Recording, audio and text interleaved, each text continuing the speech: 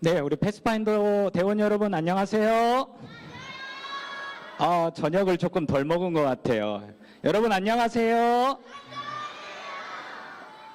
네, 오늘 둘째 날 우리 여러분들을 만나 뵙게 되어서 진심으로 또 하나님께 감사드립니다. 어제 목사님이 첫 번째 날 이렇게 설교를 하고 나서 목사님 사모님한테 엄청 혼났어요. 설교를 어제 하루만 하려고 그러냐고. 왜 이렇게 목소리를 높이 불러가지고 목소리가 너무 높았다고. 그래서 목사님 목소리가 너무 높아가지고 귀가 다 아팠다고 그런 얘기를 들었어요. 그래서 목사님이 오늘은 목소리를 크게 하지 않을 거예요. 우리 친구들이 목사님의 이야기를 잘 들어줬으면 좋겠어요. 그렇게 할 자신이 있나요? 여러분들이 좀 도와주시겠어요? 그렇게 해주시겠어요? 네, 감사합니다.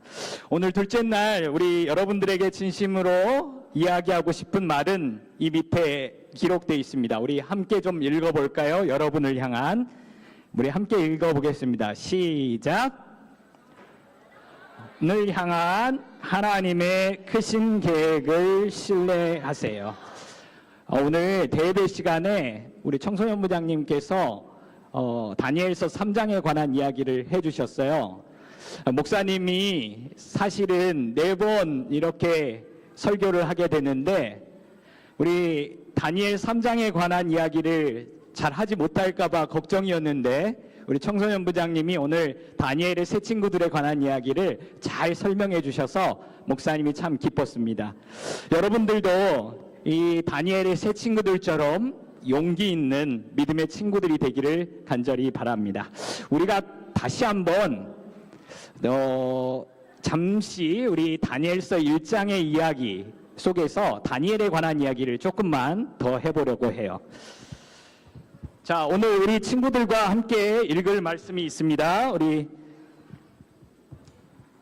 다니엘서 1장 3절부터 4절에 있는 말씀인데요. 목사님이 목소리가 아플 수도 있기 때문에 우리 친구들이 크게 좀 한번 좀 읽어주실까요? 느부갓네살 왕이 함께 읽겠습니다. 시작. 잠깐만요. 아직 집중이 안 된 것 같아요. 우리 이쪽에 우리 친구들은 어디 교회 친구들이죠? 어디 교회예요? 하단교회에 있다가 목사님한테 만나 쿠폰 받으러 오세요. 자, 준비되셨죠, 우리 친구들? 목사님이 어디가 제일 잘하는지 한번 교회가 어디서 잘 오는지 한번 들어보도록 할게요. 자, 함께 읽겠습니다. 느부갓네살 왕이 시작.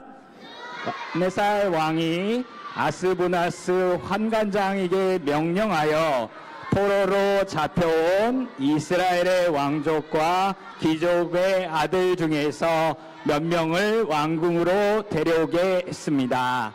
데려오는 소년들은 몸이 튼튼하고 잘생겨야 하며 교육을 많이 받은 사람, 지혜와 총명이 있는 사람, 그리고 왕궁에서 왕을 모실 수 있는 사람이어야 했습니다. 봐봐, 여러분들이 집중을 안 하니까 그 스피커에서 큰 목소리가 들리는 것 같아요. 네. 자, 목사님 말씀은 집중할 준비돼 있죠? 여러분들이 집중을 안 하면 스피커도 화를 내는 것 같아. 자, 여러분, 지난 시간에 우리 유대 청년 다니엘이 어떻게 됐었지요? 어느 나라의 포로로 끌려가게 됐죠? 어느 나라요? 바벨론. 바벨론의 나라에 끌려가게 되었어요. 그런데요, 느부갓네살 왕이요, 그냥 아무나 잡아오지 않았대요. 성경에 보면 어떤 친구들을 데려왔을까? 자, 첫 번째로 몸이 아주 튼튼한, 목사님은 몸이 좀 튼튼해 보여요? 아니야. 목사님이 요즘 살이 많이 쪄가지고 몸이 좀 덜 튼튼한 것 같아요. 자, 몸이 튼튼한 사람. 그 다음 두 번째, 어떤 사람? 잘생긴 사람을 뽑아왔대요. 그 다음 세 번째, 교육을 많이 받고 지혜와 총명이 있는 사람을 뽑아왔답니다. 저 목사님이 볼 때 다른 것들은 괜찮아. 몸이 튼튼한 사람 좋아요. 그리고 교육도 잘 받고 그리고 지혜와 총명도 있는 똑똑한 친구, 그런 사람들을 느부갓네살 왕이 뽑아왔다는 것에 대해서 목사님은 괜찮은 것 같아. 그런데 목사님이 용서 못하는 한 가지가 있는 것 같아. 이해가 안 가는 사람, 이해가 안 가는 한 가지 조건이 있어요. 뭐예요, 친구? 네, 그래요. 만나 쿠폰 받으러 오세요. 목사님이 보니까 어떤 사람을 뽑아왔냐면, 목사님이 가장 이해가 안 되는 게 뭐냐면, 얼굴이 잘생긴 사람이어야 돼요. 그러니까 말이야, 목사님이 가끔 성경을 읽을 때마다 조금 화가 날 때가 있어요. 다니엘이 어떻대요? 잘생겼대요. 여러분, 다윗은 어떨까요? 잘생겼대요. 아기 모세는 어떨까요? 잘생겼대요. 너무 이쁘게 잘생겼대요. 성경의 인물은 다 잘생겼대요. 여러분, 왕족에다가 몸도 튼튼해, 공부도 잘해, 잘생기기까지 한 사람이 다니엘이라니까 목사님이 좀 너무 불공평한 것 같아. 목사님이 보니까 누구는 태어나면서부터 이런 얼굴을 가지고 태어난 사람도 있습니다. 자, 여러분 누군지 알아요? 목사님은 잘 모르는데 누구요? 내가 보니까 여기 계시는 우리 여자 선생님들이 더 잘 아시는 것 같아요. 자, 이 배우가 누구냐면, 이름이 누구냐면, 차은우 배우라고 하는데, 이게 고등학교 때 사진이래요. 목사님 보니까 목사님은 고등학교 때 이렇게 생기지 않았는데, 그래서 사람들이 뭐라고 했냐면, 얼굴 천재.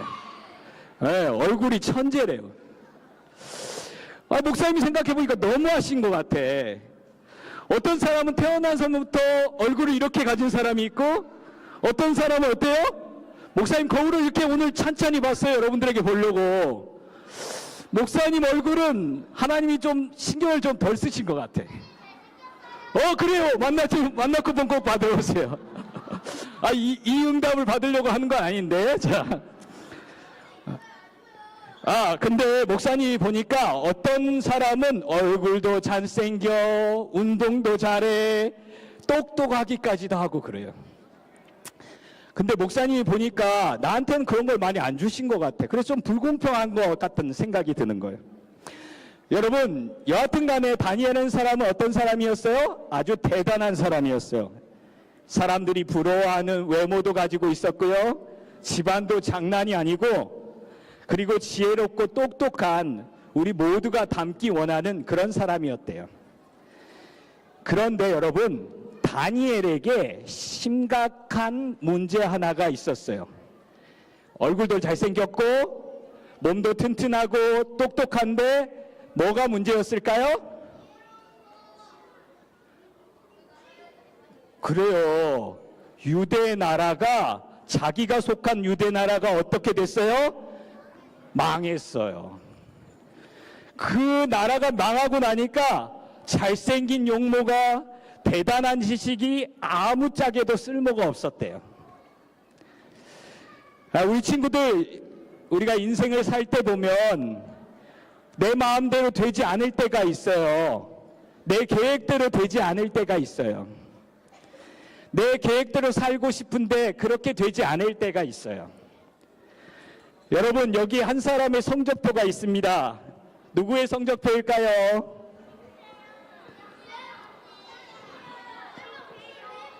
설마? 목사님 성적표를 보여주는데요. 제가 중학교 때 성적표예요. 우와, 목사님 좀 공부 좀 하셨네요. 그러죠? 내가 이거 목사님 자랑하려고 이거 얘기하는 거예요? 진짜로 자랑하려고 그래요. 하나님께서 어떻게 내 삶을 인도하셨는지 여러분들에게 좀 자랑하려고 그래요. 여러분, 저는요, 초등학교 5학년부터 공부를 좀 잘하던 친구였어요. 그래서 어른들이 뭐라고 했냐면 나중에 판사나 검사가 됐으면 좋겠다고 했어요. 그래서 실제로 여러분들은 모르겠는데 이런 책이 있어요. 우리 선생님들은 다 아실 텐데, 수학의 정석이라는 책이 있었는데요. 이 수학의 정석이라고 불리는 책은 수능 시험을 준비하는 언니 오빠들이 공부하는 책인데, 이 수학의 정석을 집필한 분이 세운 학교가 있어요. 전주에 있어요. 퀴즈입니다. 어느 고등학교일까요? 퀴즈. 네, 이쪽에 우리 전주중앙교회 친구인가요? 그 앞에 안경 쓴 친구. 상산. 그래, 맞아. 상산고등학교. 이따가 쿠폰 받으러 오세요. 상산고등학교예요. 그런데 이 고등학교는 그 당시에 이제 전주고등학교라고 하는 고등학교가 있었는데, 이 전주고등학교는 1년에 서울대를 20명, 30명씩 보냈어요. 그래서 이 전주고등학교하고 상산고등학교가 목사님한테 뭐라 했냐면, 어느 날 찾아와가지고 중학생인 목사님한테 와서 우리 고등학교로 오면 고등학교 때 모든 장학금하고 대학교 들어가는 모든 장학금을 다 대주겠습니다. 우리 학교로만 와주세요. 이렇게 했어요. 여러분, 목사님이 얼굴이 까마고 되게 공부 못할 것 같이 생겼죠? 아, 그래요? 잘생겼어요. 고마워요. 자, 그런데 여러분, 제가 이걸 자랑하려고 여러분들에게 보여주는 게 아니고요. 다니엘처럼 목사님의 인생을 도우시고 인도하셨던 하나님에 대해서 오늘 목사님의 이야기를 좀 하려고 해요. 여러분, 저는 초등학교 6학년 때요, 저희 어머니가 계속 병원에 가는 것을 보게 되었어요. 병원에 들락날락 하시는데 갔다 오실 때마다 약봉투가 엄청나게 많은 거야. 나중에 알고 보니까 우리 어머니가 불치병이 걸리셨다는 사실을 알게 됐어요. 루푸스라는 질병이었는데요. 이 질병이 뭐냐면, 지금은 치료약이 많아가지고 잘 고칠 수 있었는데, 그 당시에는 여자 인구에 여자들만 걸리는 거의 병인데 100만 명 중에 1명 걸리는 병이었어요. 그래서 100만 명 중에 1명이 걸리니까 우리나라에 40명만 걸리는 이 질병에 우리 엄마가 걸린 거예요. 이게 어떤 병이냐면요, 백혈병이랑 비슷해가지고, 이 백혈구가 어떻게 해야 되죠? 백혈구가 어떤 역할을 해야 되죠? 우리 몸에 들어오는 나쁜 병균을 공격해야 되는데, 이게 어딜 공격하냐면 우리 몸의 신체 기관을 공격하는 거예요. 그래서 목사님이 어렸을 때 우리 엄마는 처음에 이렇게 무릎을 공격해가지고 류마티스 관절염이 걸렸고, 위로 올라와서는 위궤양이 걸리고, 신장을 공격하니까 만성신부전증이 걸리고, 이게 이제 점점 올라가서 어디로 올라갔을까요? 네, 머리를 공격해서 우리 어머님이 돌아가시게 됐어요. 그때가 목사님이 중학교 2학년 때였어요. 목사님이 나를 너무 사랑하시던 어머님이 얼굴도 못 알아보시고 내 얼굴도 못 알아보시고 결국 돌아가시게 됐는데, 너무나 마음이 아팠어요. 그때 우리 아빠가 35살이었어요. 35살이었는데 너무 어머니를 잃은, 아내를 잃은 슬픔 때문에 너무 슬퍼서 몸무게가 50kg도 나가지 않게 됐어요. 완전 해골이 돼가지고 아빠가 오셨는데 그게 너무 안 돼 보이는 거예요.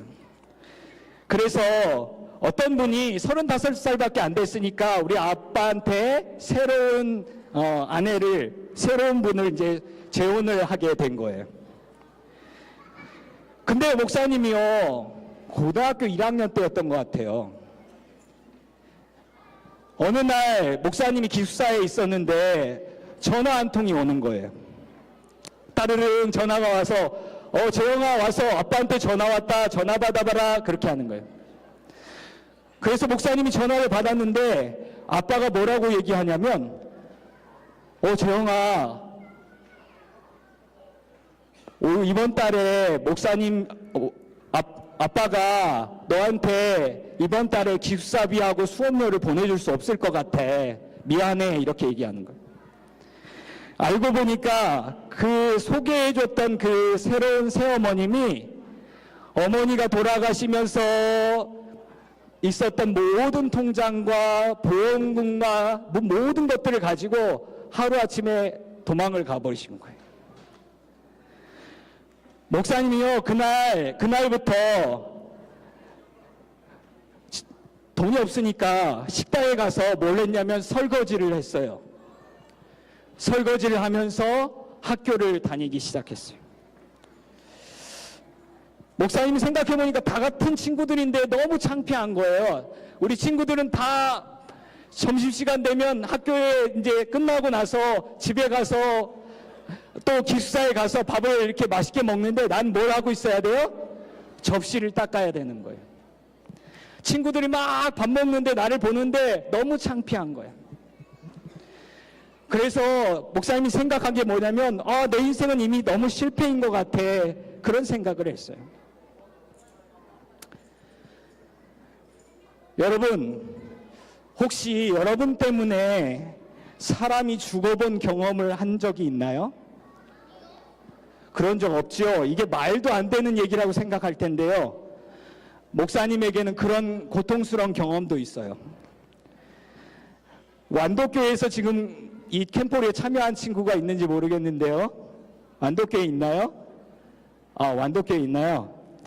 제가 완도에서 목회를 할 때였어요. 여러분들이 지금 있는 이 미스바 있죠? 이 미스바에서 어른들이 장막회 집회를 했었어요. 우리 친구들처럼 텐트를 쳐놓고 며칠 동안 하나님의 말씀을 듣는 그런 시간이었어요.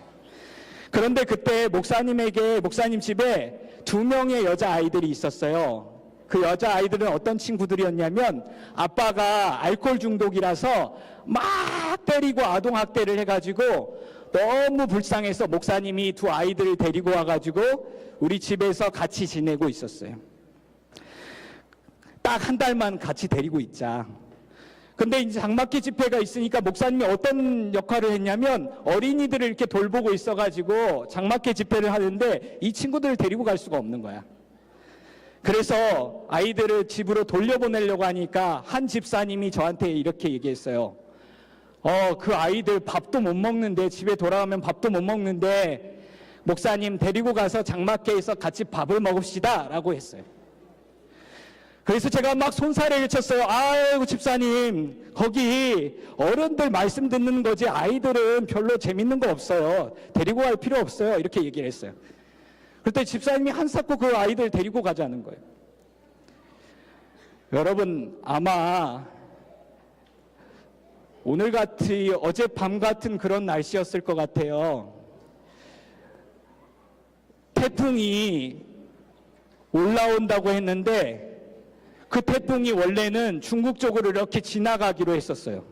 한국으로 전혀 돌아오지 않으려고 했어요. 근데 이 태풍이 갑자기 장막회 집회를 하고 있는 그날 방향을 완전히 틀어가지고 호남 지역으로 이렇게 강타를 하게 됐어요.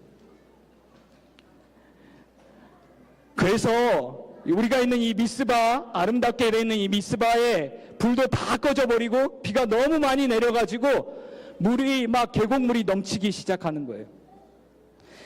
목사님이 어린이들 막 돌보고 있었는데 막 보니까 그 아이들 2명이 안 보이는 거야.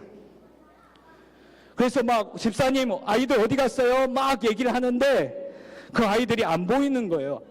그래서 집사님들이 얘기하기를 저기 우리 지금 전원교회가 있는데요. 저기 있는 농막에서 아이들이 자고 있다고 그렇게 얘기하는 거예요. 그래서 목사님이 밖에 나와가지고 막 그 아이들을 데리러 가려고 하는데 목사님 밖에 나오자마자 이 벌써 무릎 위로 물이 막 계곡물이 넘치는 거예요. 목사님이 막 농막 텐트에 와보니까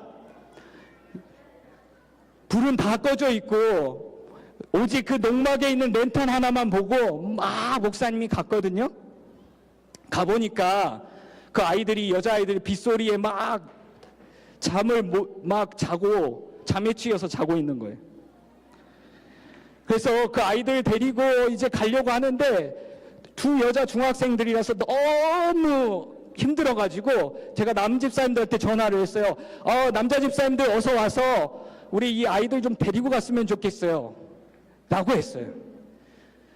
그래서 남집사님들이 막 그 연락을 받고 같이 오는데 아까 그 아이들 데리고 가자고 했던 여집사님이 그 아이들이 걱정이 돼서 막 같이 따라왔어요. 빛이 저기 있었어요, 랜턴이. 그래서 막 가는데 한 집사님이, 그 이야기를 했던 그 집사님이 갑자기 사라진 거예요.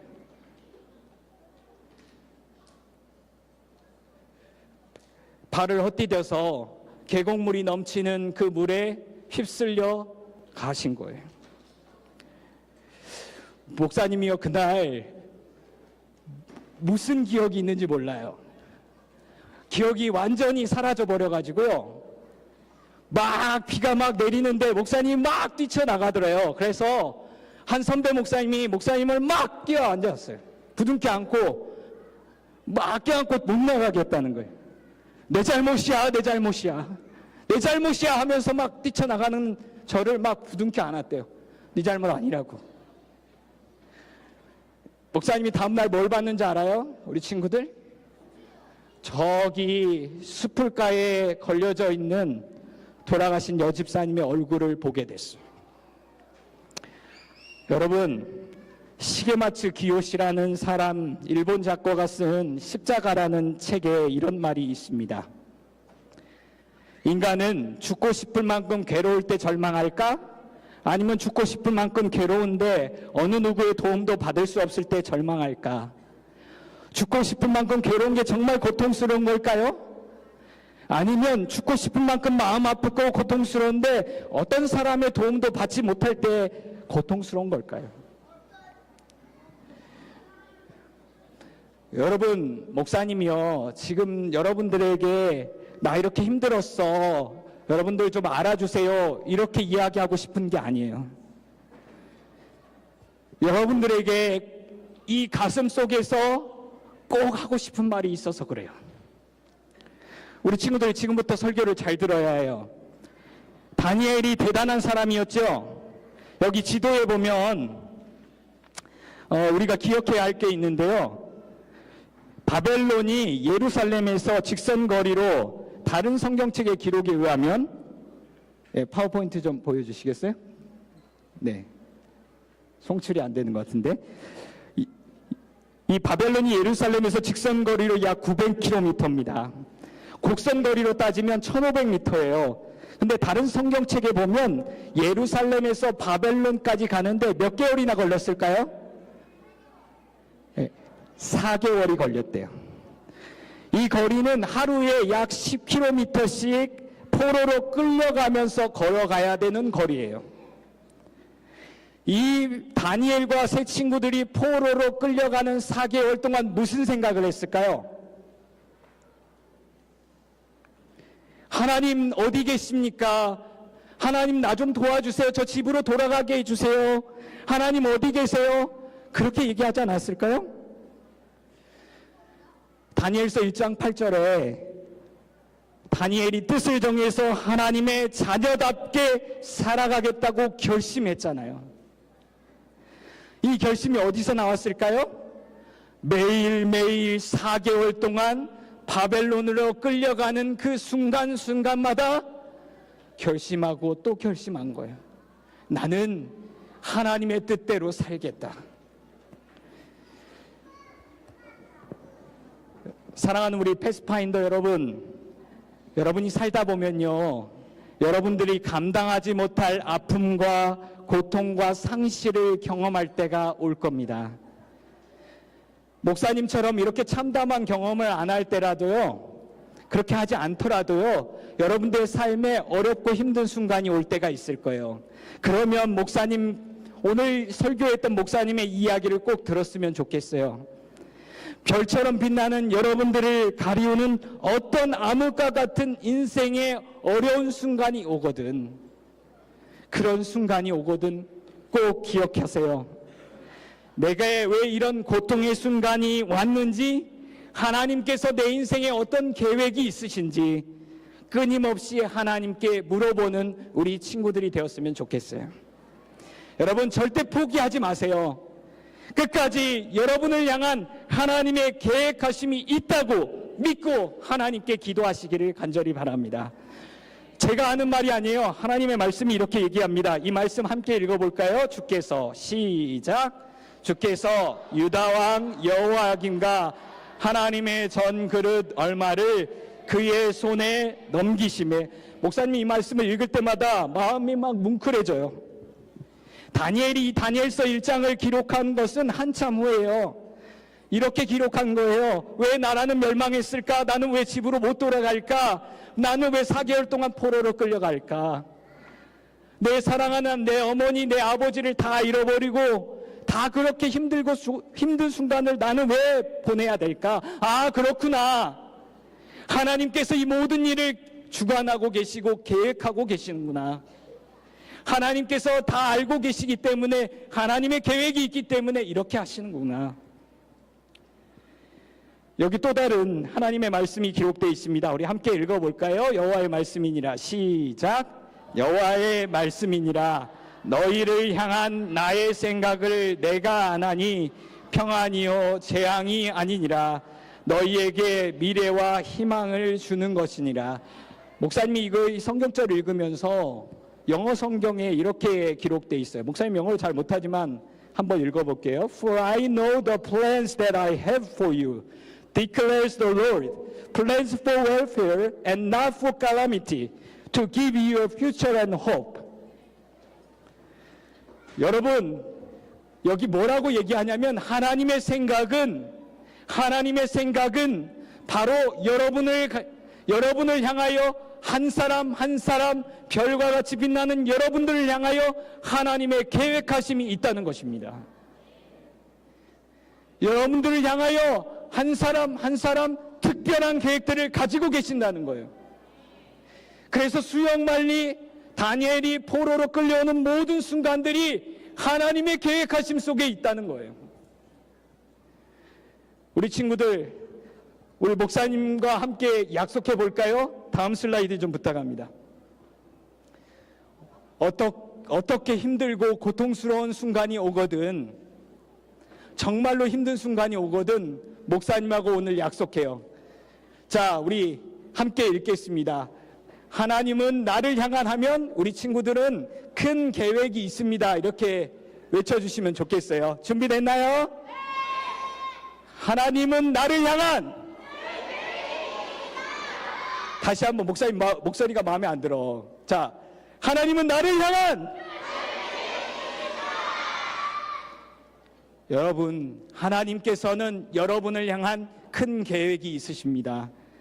하나님의 계획이 없었다면 여러분들을 이 땅에 존재케 하시지 않으셨을 거예요. 목사님 마지막으로 여러분들에게 호소합니다.